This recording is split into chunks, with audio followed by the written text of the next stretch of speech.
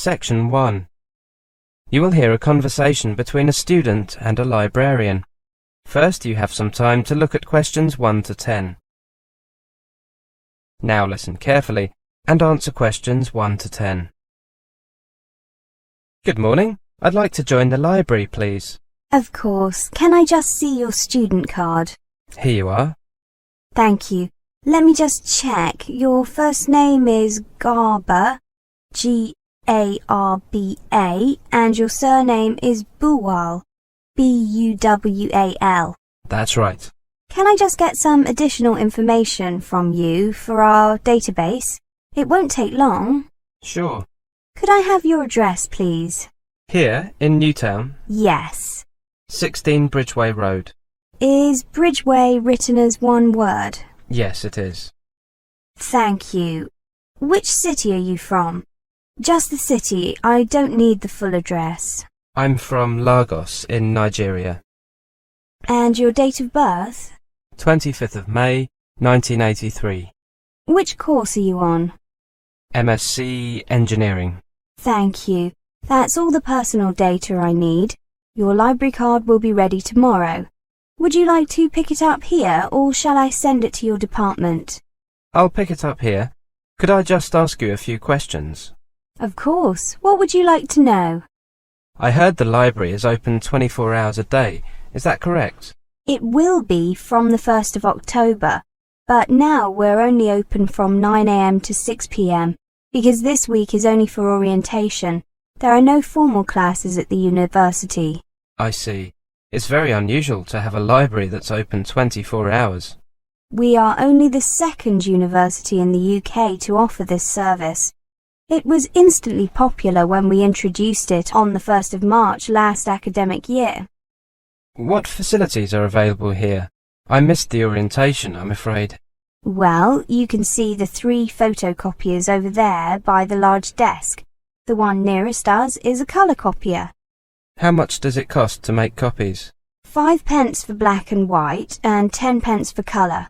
Only A4 sized copies are available. On the other side of the room, by the windows, you can see the computers.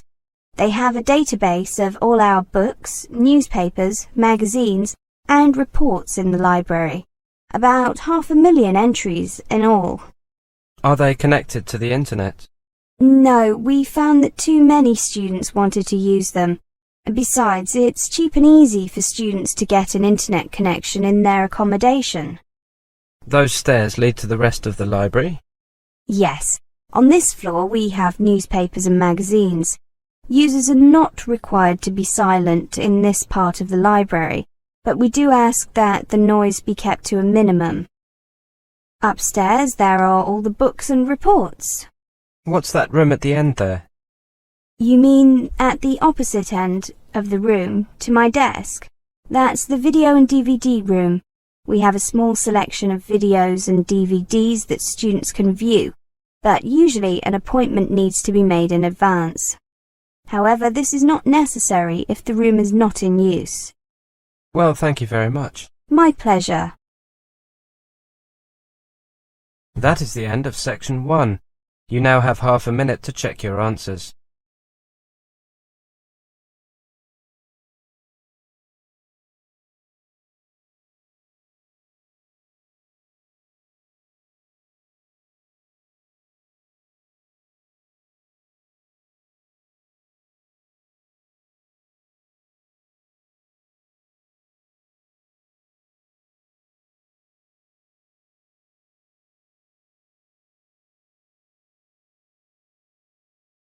Now turn to Section 2. Section 2. You will hear a monologue. First, you have some time to look at questions 11 to 20.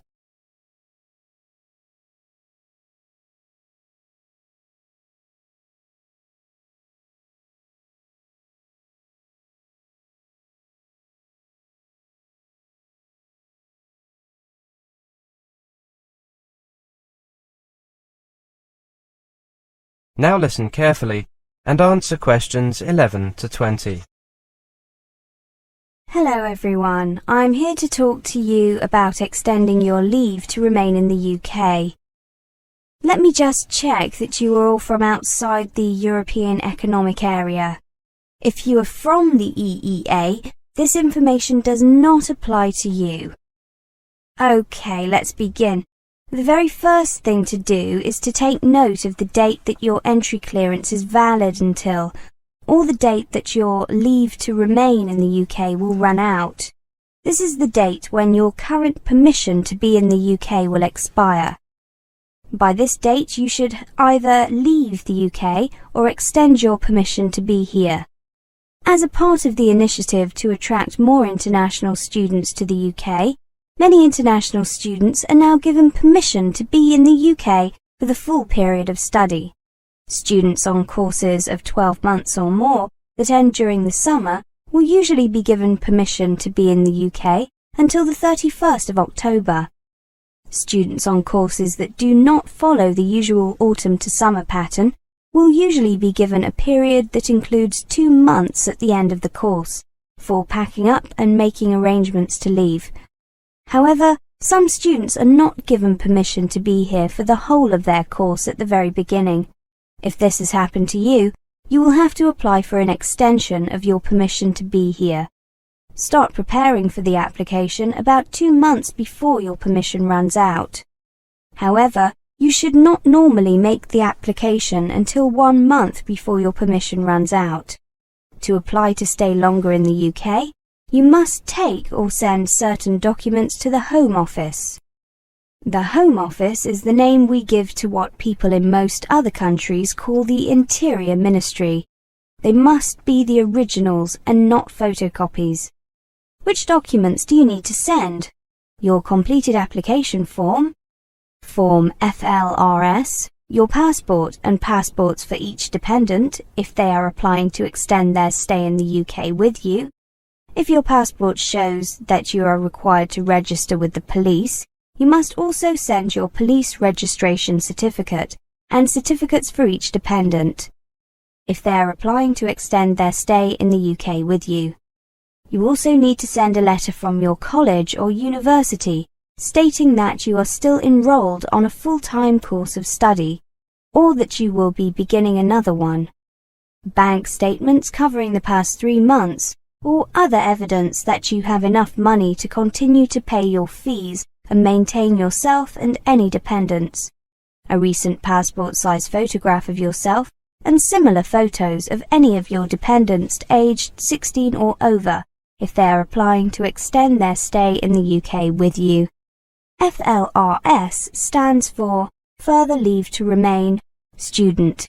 To get this form, you can download it from the Home Office website or ask at your college or university. When you are preparing to fill out the form, it is a good idea to read the guidance notes. You could also ask a student advisor or welfare officer at your institution for help. Now, where should you send your application? You can only send your application by post. Send your documents to FLRS, Immigration and Nationality Directorate, Sunshine House, 28 Wellington Road, London, W1A 2BY. Send your documents by recorded delivery and keep the receipt as well as photocopies of everything you send. You can expect to wait at least 4 weeks and sometimes considerably longer before a decision on the application is made. I have some good news about the application deadline. According to new regulations, even if you do not have all these documents available, you must still make sure that you apply before your current permission to be in the UK expires. Enclose as many of the documents as you have and include a letter explaining what is missing, why it is missing, and when you will be able to send it to the Home Office. You will then be considered to have made your application in time. If your permission to be in the UK has already expired, contact either a student advisor or welfare officer at your college or university, or the Immigration Advisory Service on their 24-hour emergency line 011 7378 9191, or via their website www.iasuk.org. Please note that if you do make a late application, and the application is refused, you cannot appeal against that decision.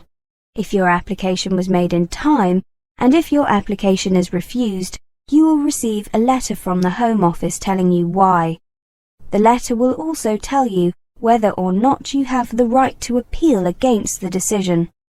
If you made your original application in good time, before your current leave to remain had expired, then you should automatically be given the right to appeal. If you have the right to appeal, you will only have a few days in which to exercise this right. You should therefore ask for professional advice about the appeal process as soon as possible from a lawyer, a student advisor, or welfare officer at your college or university, or the Immigration Advisory Service. That is the end of section 2. You now have half a minute to check your answers.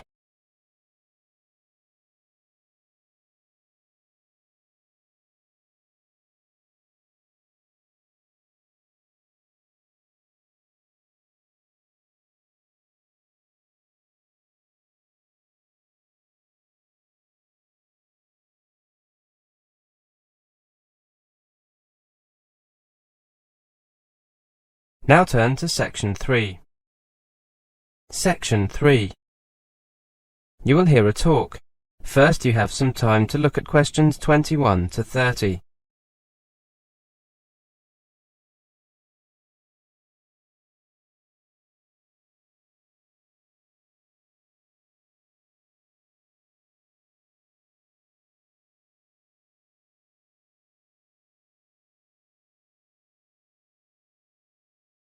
Now listen carefully and answer questions 21 to 30.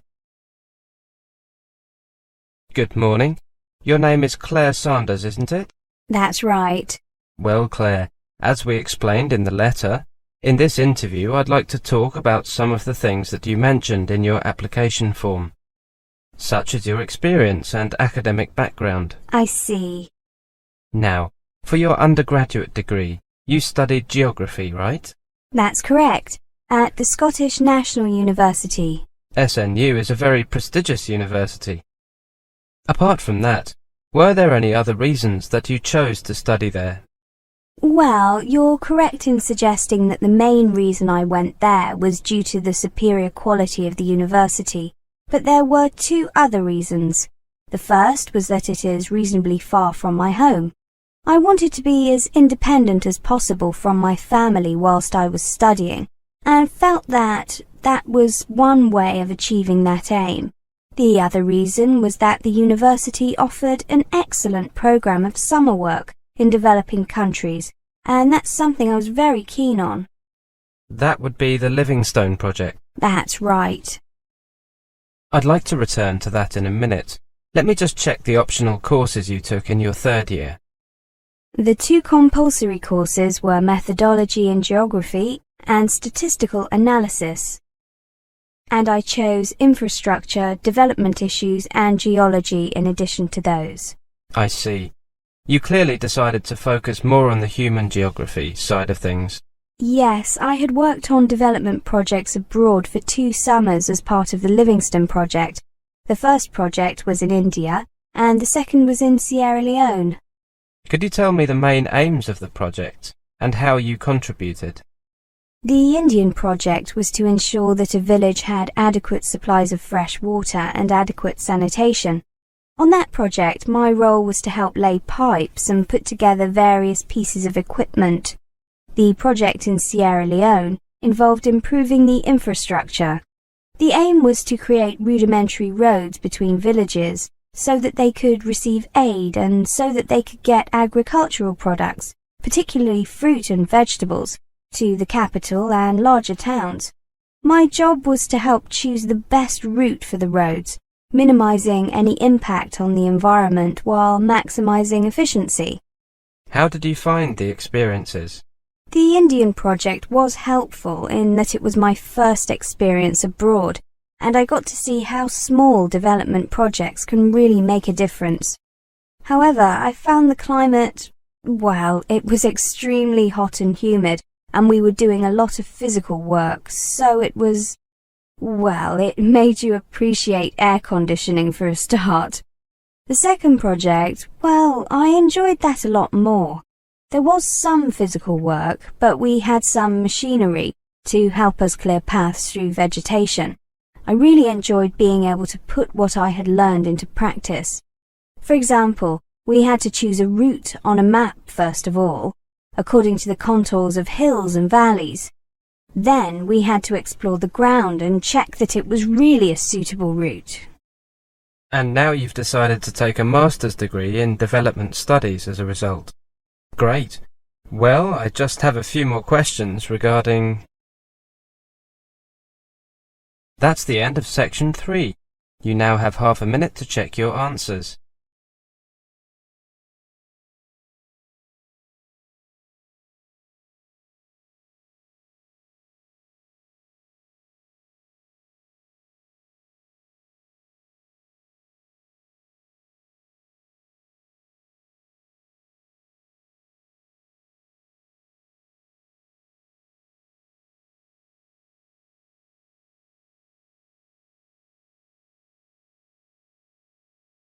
Now turn to section 4.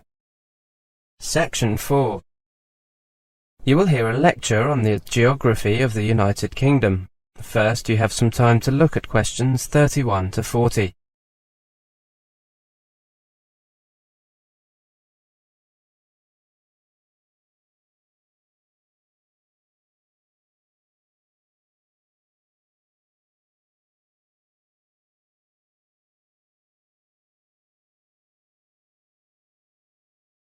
Now listen carefully and answer questions 31 to 40. Welcome to this introductory lecture on the geography of the United Kingdom. The UK, with a total population of over 60 million, consists of Great Britain and Northern Ireland. Great Britain comprises England, Scotland and Wales. England is the largest country of the UK, with some 52 million people. It is mainly a lowland country, with some upland areas in the north and west. The capital is London, with about 7 million people. There are many manufacturing industries, and farming is widespread, but the economy is increasingly service-based, and London is one of the world's leading centres for banking, insurance, and other financial services. High-tech industries have replaced many of the more traditional ones. In Scotland, 5 million people live in an area not much smaller than England. The country boasts vast open spaces and is one of the last areas of unspoiled natural beauty in Europe, featuring mountains, lochs, that is lakes, and glens, that is valleys. Modern industries including oil, electronics and biotechnology, as well as more traditional industries such as fishing and forestry, drive the economy. The largest city is Glasgow, but the capital is Edinburgh. Wales is home to 3 million people, and its geography is characterised by coastline, mountains and lakes. Cardiff is the capital and largest city. Key industries include electronics, auto components, food processing, healthcare and professional services. More Japanese companies have set up shop in Wales than anywhere else in Europe. About 1.6 million people live in Northern Ireland, the capital of which is Belfast, the largest city. Residents enjoy beautiful countryside. Many new hotels are springing up to cater for increasing numbers of tourists and business travellers. The climate in the UK is moderate. Summers are fairly cool and winters are quite mild. And despite what many foreigners believe, British weather is not rain and fog. It is actually more comfortable, more varied and more interesting than that. What you can look forward to in the way of rain, sun, temperature, and even daylight depends on where you will be living. Here are some typical figures for London. January is the coldest month at 3 degrees centigrade, whilst July is the hottest at 17 degrees centigrade. Rainfall varies from 56 millimetres in April to 81 millimetres in December. Although the UK is quite small geographically, the climate varies from one area to another. In general, the west is wetter and milder than the east, and northern areas are noticeably cooler than southern ones. For example, compare the following temperatures with the London figures. Edinburgh 14 degrees centigrade in July and Manchester 15 degrees centigrade in the same month. Edinburgh 4 degrees centigrade in January and Manchester 5 degrees centigrade in the same month. Parts of Scotland usually get snow in winter, whereas you might live in London for several years without seeing a significant snowfall. International students who are used to tropical or equatorial climates are often intrigued by the sheer variety of the weather in the UK. Weather in the early spring tends to be especially changeable. You could be treated to rain, snow, thunder and lightning, hail and glorious spring sunshine, all in the course of a single day. That is the end of section 4. You now have half a minute to check your answers.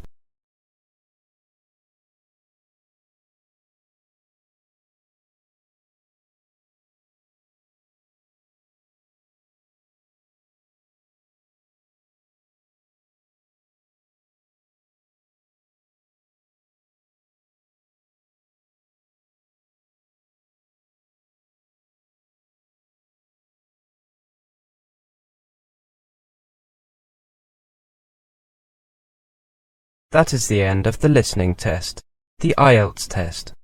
You now have 10 minutes to transfer your answers to the listening answer sheet.